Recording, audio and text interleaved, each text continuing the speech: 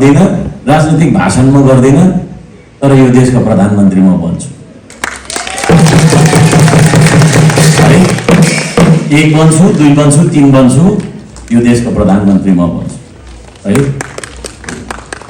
यो नम्बरको आशिष मलाई मिलोस्। यो भन्दाखेरि फेरि जातिवादी भयो भनेर नभन्नु होला, त्यति मैले भन्न पाउनुपर्छ, किनभने यो देशको होइन नागरिक हुँ म र अवश्य पनि यो नम्बरको सन्तान पनि।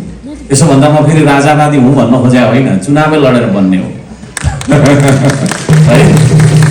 अब त्यसो भन्दा फेरि घमण्डी भयो भन्न भन्नु होला, किनभने मलाई मेरो बाजे पुर्खाले यसरी नै बोल भनेर भनेको छ होइन। त्यसले गर्दा यो देशको प्रधानमन्त्री बन्न चाहन्छु म। दुःख लाग्यो, चुच्चुक लाग्यो होला, जेसुकै लागोस्, यथार्थ कुरा भन्नुपर्छ।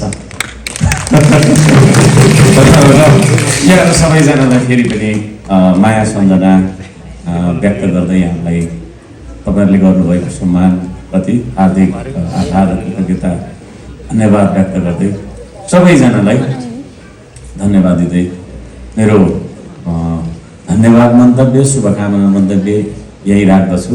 धन्यवाद, सेवा।